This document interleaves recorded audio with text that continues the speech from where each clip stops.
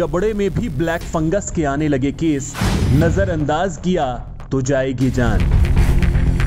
भारत पर काली मुसीबत आफत बनकर टूट रही है। ब्लैक फंगस के बढ़ते मामलों ने मुसीबत बढ़ा दी है। नाक, साइनस, आंख और दिमाग, इन 4 स्टेज के जरिए ब्लैक फंगस लोगों की जिंदगी बर्बाद कर रहा है।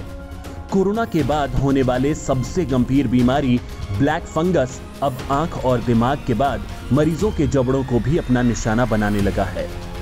अब तक जबड़े में ब्लैक फंगस के कई केस सामने आ चुके हैं। इनमें से ज्यादातर के जबड़े निकालने पड़े हैं। गंभीर बात यह है कि जबड़ों में ब्लैक फंगस अनकंट्रोल्ड शुगर के चलते नहीं, बल्कि हाई शुगर के चलते हो रहा है। डॉक्टरों के मुताबिक ब्लैक फंगस का एक भी कण रह गया तो संक्रमण साइनस, आंख और दिमाग में पहुंच जाएगा, जिसकी वजह से डेथ रेट 95% तक बढ़ जाती है। इस वीडियो में हम जानेंगे कि कैसे ब्लैक फंगस का संक्रमण फैलता है। क्या यह भी कोरोना की तरह छूने से फैलता है? ब्लैक फंगस से कौन संक्रमित हो सकता है? ब्लैक फंगस का इलाज संभव है क्या? ब्लैक फंगस एक तरह का फंगल इन्फेक्शन है। यह नाक के जरिए या छिली हुई त्वचा के जरिए शरीर में पहुंचता है। कुछ दावे ये भी हैं कि अनसेफ बट जिससे कोरोना की टेस्टिंग की जाती है, वो अगर डिसइंफेक्टेड नहीं की गई हो तो उससे भी संक्रमण का खतरा रहता है। मिट्टी और धूल के कण नाक के रास्ते शरीर के अंदर दाखिल होते हैं।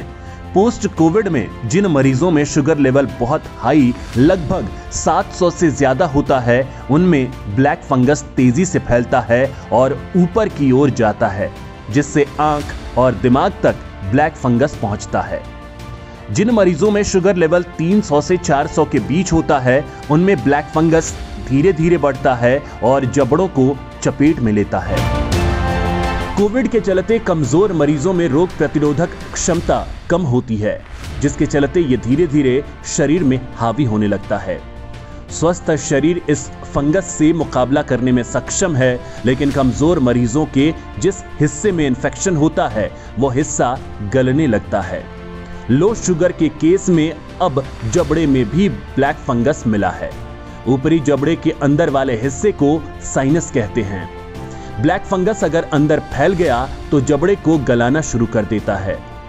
अगर इसे समय पर ही नहीं रोका गया तो ये आंख के अंदर प्रवेश करके आंखों की रोशनी तक खत्म कर सकता है। फंगल इन्फेक्शन आगे चरण में मस्तिष्क में घुसता है।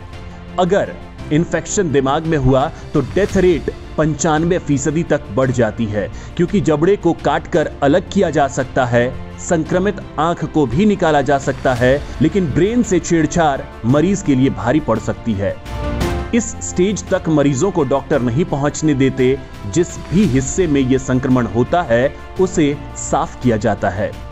ब्लैक फंगस भी लगभग कैंसर की तरह ही होता है। यदि इसका एक भी कण अंदर रह जाए तो फिर से फैलने लगता है। इसीलिए ब्लैक फंगस से संक्रमित पूरे हिस्से को निकालना पड़ता है।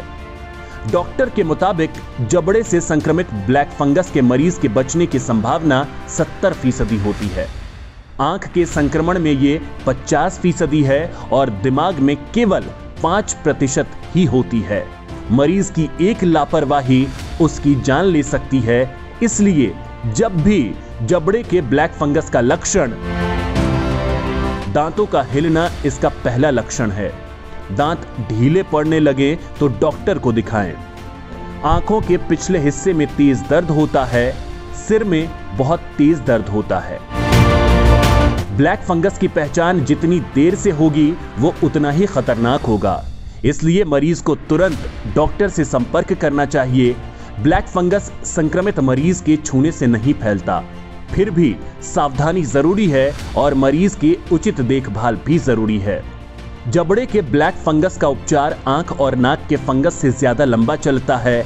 डॉक्टर के मुताबिक जबड़े के ब्लैक फंगस वाले मरीज को एन्फोटेरिसिन बी के 90 इंजेक्शन देने पड़ते हैं। इसमें लगभग 40 से 45 दिन का समय लगता है, जबकि आंख और नाक के मामले में 22 दिन तक इंजेक्शन देने होते हैं।